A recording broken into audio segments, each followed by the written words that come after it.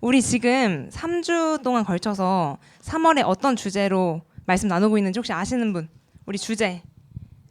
예배, 맞아요. 예배는 브런치다 해서 BRU 쭉 해가지고 우리 예배에 대해서 배우고 있습니다. 첫 번째 시간에는 멈춤이었죠. 그래서 어떻게 우리가 하나님 안에서 멈춰야 하는지. 두 번째, 저번 주에는 뭐에 대해서 배웠죠, 여러분?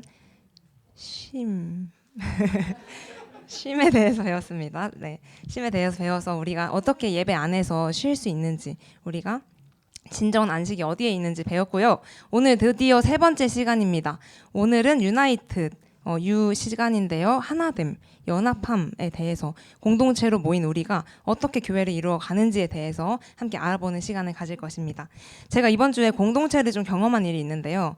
바로 제가 이사를 했습니다. 이제 이사를 갔어요. 거의 18년 만에 이사를 가는 거더라고요. 그래서 생각보다 쉽지 않고 빡빡한 일정, 그리고 저희는 할아버지 할머니랑 같이 살다가 저희 가족만 따로 나오는 거기 때문에 막 거하게 막 포장 이사를 하진 않았어요. 그래서 그 한 분 이렇게 도와주시는 분과 함께 저희 가족이 다 일을 같이 했어요. 그래서 침대도 나르고 책상 옷장 다 나르고 막 바닥 긁히고 난리도 아니고 그런 시간을 보냈는데 정말 힘들었거든요. 제가 생각해 보니까 이거를 저 혼자 했으면 너무 아찔한 거예요. 우리 가족이 함께 했기 때문에 가능한 일이 아니었나 싶었습니다. 그래서 우리가 하나의 공동체로 이렇게 있다는 것이 정말 서로에게 힘이 되는구나를 느꼈고요.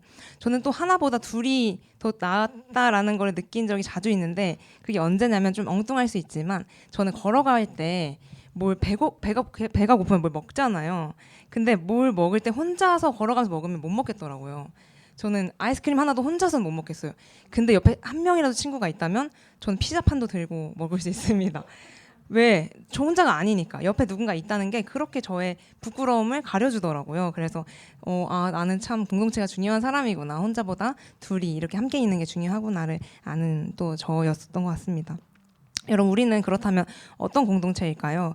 오늘 사도행전 말씀을 통해서 교회는 어떤 공동체로 모이게 되었는지, 하나님이 모이게 하셨는지 그걸 알아보려고 합니다. 보통 우리는 교회를 다닌다라고 표현해요. 너 교회 잘 다니고 있어? 재현아? 교회 다니고 있니? 교회 나올래? 다닐래? 교회 같이 가자. 이렇게 교회를 다닌다라고 표현을 하는데, 그렇게 하다 보니 우리는 우리 생각 속에 교회라는 곳을 어떻게 보면 좀 가고 싶지 않을 때 빼먹을 수 있는 곳으로 생각합니다. 내가 교회를 다닌다, 다녀준다, 내가 교회를 가준다. 가기 싫지만 뭐 시험도 있고 해서 가기 싫지만 한번 교회 나와준다. 이런 식으로 교회를 생각하기 쉬워요. 여러분도 그렇지 않으신가요?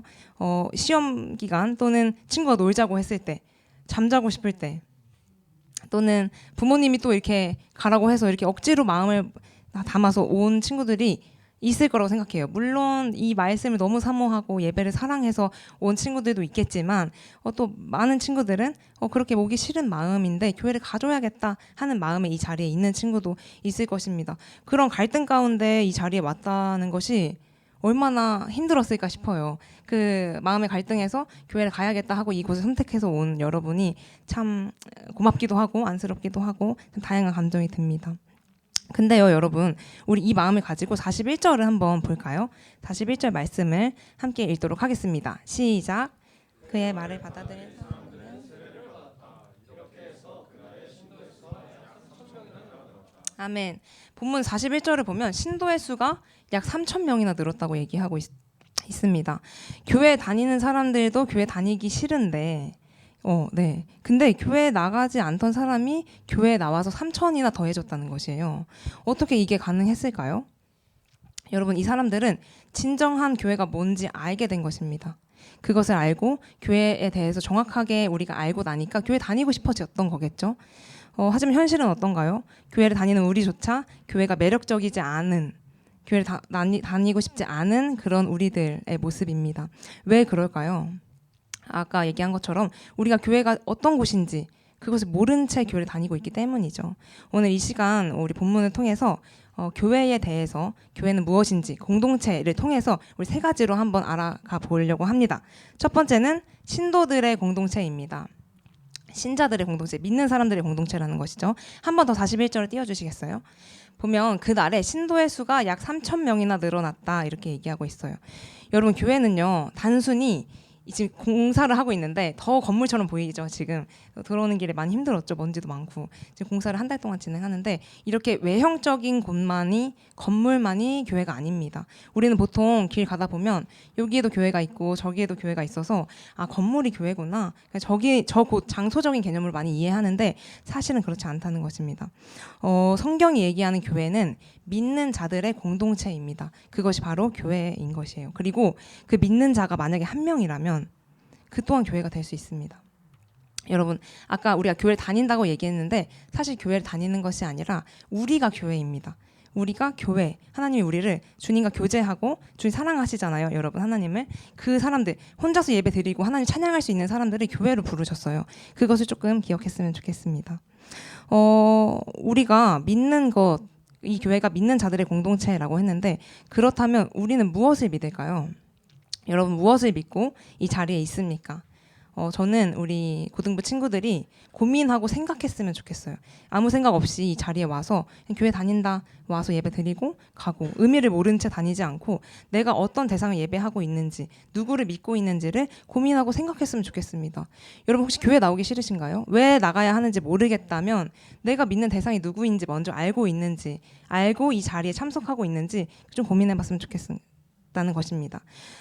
만약에 저도 믿는 대상이 누군지 모르고 불명확하게 이 자리에 나왔다면 저 같아도 예배에 나오고 싶지 않을 것 같아요. 그리고 일이 더 많이 생기면 그게 우선이 될 것 같아요. 저 같아도. 여러분 성경에서는요. 우리가 무엇을 믿느냐고 얘기하냐면 예수 그리스도 그분이 하신 일을 믿는다고 얘기하죠. 십자가에 달려 죽으신 예수님이 진짜 하나님의 아들이 되셨고 그분이 우리 삶에서 어떻게 역사하시고 어떻게 사랑하시고 어떻게 여기까지 인도하셨는지 그것을 믿는 사람들이 바로 우리 교회 공동체라는 것입니다. 첫 번째, 신자들의 공동체. 우리 다 공동체 맞죠? 신자들의 공동체. 두 번째 보겠습니다.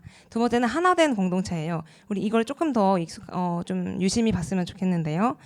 이렇게 믿음을 가진 성도들이 교회에 와서 무엇을 할까요? 우리 42절의 말씀을 또 한번 큰 목소리로 읽도록 하겠습니다. 시작.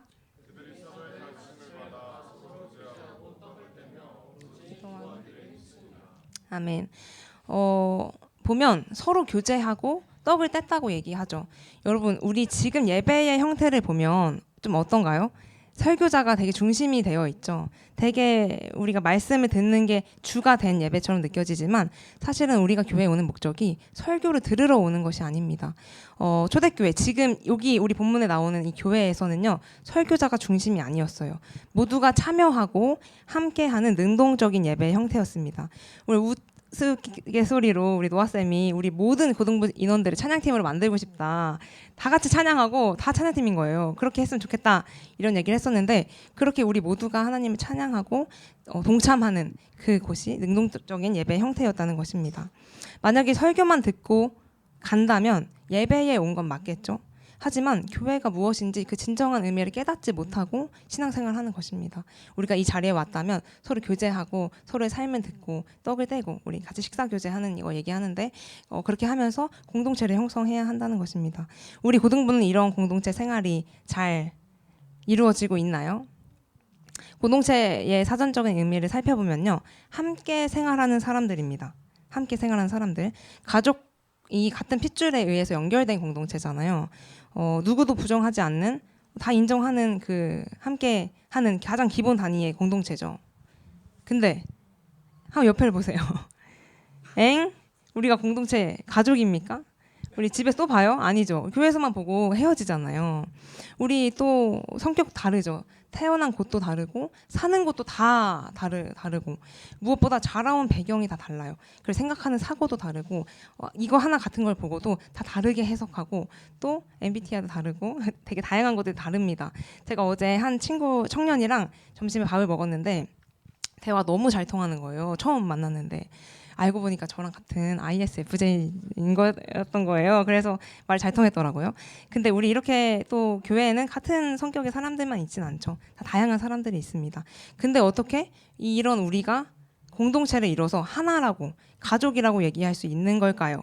그 출발은 방금 나눈 공동체 첫 번째 특징에 있는데요. 그것은 바로 믿는 자들의 공동체이기 때문입니다.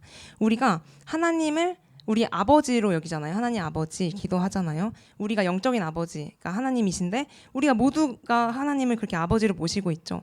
우리가 교회에서 형제님, 자매님 하는 이유가 여기에 있습니다. 우리는 핏줄이 섞이지 않은 남이지만 하나님 교회 안에서 서로 형제 자매 할 수 있는 가족이라는 것입니다.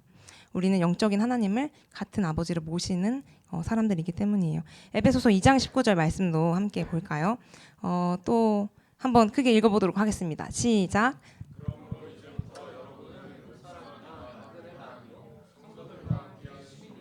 하나님의 가족입니다.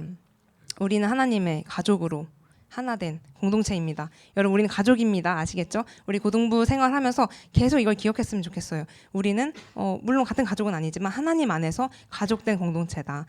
두 번째 하나만 더 본문을 볼까요? 고린도전서 12장 27절의 말씀입니다. 시작. 여러분은 그리스도의 몸이요 따로따로는 지체들입니다. 지체가 뭔지 아시는 분 계신가요? 지체. 지체는 뭐냐면 팔과 다리 등 신체의 각 부분을 얘기해요. 우리는 하나된 공동체. 두 번째는 예수 그리스도의 몸된 공동체라는 것이죠. 가족은 쉬운데 몸된 지체라는 건 조금 어렵죠. 이것은 예수님이 우리의 머리가 되시고 몸으로 우리 생각해봤을 때 예수님의 머리가 되시고 우리는 그 예수님의 말씀과 생각과 그 명령과 그분의 의지대로 움직이는 팔과 다리라는 것입니다. 손과 발이 된다는 것이에요. 지체의 특징, 아주 중요한 특징이 한 가지 있는데요. 이 본문 바로 앞 구절을 한 번 더 살펴볼까요? 26절의 말씀입니다. 함께 읽겠습니다. 시작. 모든 지체가 함께 고통을 당합니다. 한 지체가 영광을 받으면 모든 지체가 기뻐합니다. 아멘. 이 말씀에 따르면 한 지체가 한 사람이 아프면 우리 모두가 고통당한다고 하고 있습니다. 한 사람이 기뻐요. 그러면 우리 모두가 기뻐하는 것입니다. 그 속담 중에 사촌이 땅을 사면 배가 아프다라는 속담이 있는데 그것은 그냥 나온 말이 아닙니다. 정말로 우리는 함께 기뻐하고 함께 슬퍼하는 것이 매우 어려운 자기중심성, 이기적인 마음, 질투와 시기가 가득 찬 그런 마음을 가진 사람들인데 성경에서는 우리가 지체로서 하나의 공동체인데 그 특징은 함께 아프고 함께 울고 함께 기쁘다는 것입니다. 이게 어떻게 가능할까요? 제가 어렸을 때 본 영화가 하나가 생각이 났어요. 그 아주 옛날 영화인데 아주 옛날은 아니고 저한테 아주 옛날 영화인데 2007년 영화입니다. 황금 나침반이라는 영화 혹시 아시는 분 계신가요? 그 영화가 제가 이제 초등학교 때 최근 영화 초등학교 때 영화 저한테는 옛날이었어요. 가물가물해가지고 그 영화에서는 다 기억 안 나요. 제가 초등학교 때 봐서 다 기억 안 나는데 한 장면이 기억이 나요. 그 영화 속 세계관이 어떻냐면 한 주인공마다 각각 동물을 가지고 있어요. 그 동물과 연결이 돼 있어요. 그래서 어떤 친구는 곰, 북극곰이 자기의 이제 같이 함께하는 동물이고 또 뭐 사자도 있고 되게 다양한데 한 주인공이 원숭이와 함께 연결된 주인공이었습니다. 그 친구가 막 도망가다가 원숭이도 막 그 벽을 타면서 도망가요. 근데 벽에 이 창틀에 벽이 이 손이 찐 거예요. 근데 그 순간 그 연결된 그 여자 주인공이 아 하고 손을 이렇게 움켜쥡니다. 왜 그럴까요? 연결돼요. 그 세계관 안에서 이런 거예요. 마음이 연결되어 있고 우리가 하나라면 이렇게 아플 때 함께 내가 의도하지 않고 아파야지 내가 슬퍼야지 하지 않아도 자연스럽게 아픈 거예요. 왜냐하면 우리 마음 가운데 그 지체에 대한 마음이 있고 하나님이 우리를 하나로 묶으셨다는 그 믿음이 있기 때문입니다. 팔과 다리는 연결되어 있는 유기체죠, 여러분. 그래서 팔이 아프면 다 아파요, 온몸이. 다리 다치면 다 몸이 다 무기력하고 힘듭니다. 이런 지체들 우리는 이렇게 하나 각자의 지체를 맡아서 하나를 이루는 공동체입니다. 하나님이 우리를 그렇게 하나로 만드셨어요. 우리가 그런 공동체가 되자는 것이 아니라 이미 우리는 그런 공동체입니다. 우리는 이미 믿는 자들의 공동체고요. 두 번째로 하나된 공동체예요. 이것을 우리 안에서 잘 표현하고 발산하고 기억하면서 서로의 아픔과 그 고통과 그 즐거운 일에 함께하는 공동체 우리 고등부가 됐으면 좋겠습니다. 교회가 무엇인지 알고 싶어? 그러면 이들을 봐봐. 매일 모여서 교제하고 떡을 떼는 사람들이야. 이렇게 성경에서 얘기하고 있는 것이죠. 우리가 보통 교회를 왜 나오나요? 설교가 좋아서 나오기도 하지만 사실 가장 큰 이유는 우리 공동체가 좋아서입니다. 그리고 그 공동체, 우리를 공동체로 불러주신 하나님께 감사해서 찬양하는 게 그 예배 시간이죠. 우리가 하나님을 아버지로 두고 그리고 예수님의 몸된 지체로서 같이 아프고 함께 서로 사랑하는 그 교회, 그곳이 공동체라는 것입니다. 우리 마지막으로 짧게 예배하는 공동체에 대해서 살펴보려고 하는데요. 오늘 본문은 기억이 나시겠죠? 방금 읽었으니까. 오늘 본문은 예수님이 우리 신약 성경이 마태, 마가, 누가, 요한, 사복음서 하고 사도행전 5번째 권위 사도행전 우리가 오늘 본 본문인데요. 이 배경은 예수님이 십자가에 달려 돌아가셨어요.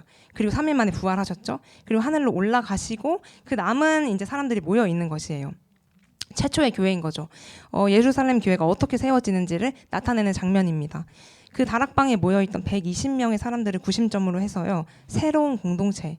예수님은 비록 우리 눈앞에 안 계시지만 이제 성령님 보내주시고 새로운 공동체 형성하는 것입니다. 이렇게 교회가 형성되는 과정에 예배가 필수적으로 들어가요. 어떤 장면이 있냐면 다락방에 서로 모여서 기도합니다. 베드로라는 제자, 예수님의 12 제자 중 한 명이죠. 그 제자가 일어나서 설교하는 거예요. 예수님에 대해서 우리가 어떤 예수님, 너희가 어떤 예수님을 핍박했고 못 박았는지, 그리고 그 예수님이 진짜 하나님의 아들이었다. 이걸 설교하는 것입니다.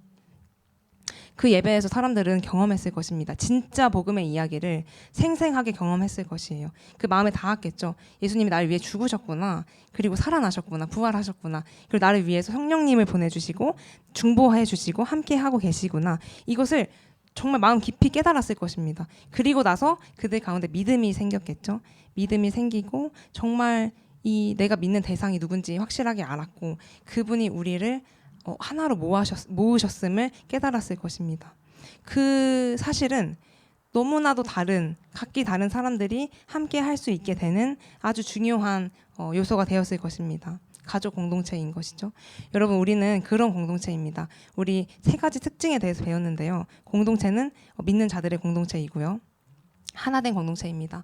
우리 고등부 오면 서로 이렇게 얘기 나누는 모습 너무 보기 좋아요. 진짜 서로 관심 갖고 한 주 잘 지냈어? 이렇게 하는 모습 너무 좋습니다. 우리 앞으로도 계속 이렇게 우리 하나님이 어떻게 이 교회를 세우셨는지, 서로 어떻게 사랑하라고 명령하셨는지 앞으로 계속해서 말씀 듣고 찬양하면서 배울 거잖아요. 그것을 좀 깊이 간직했으면 좋겠어요.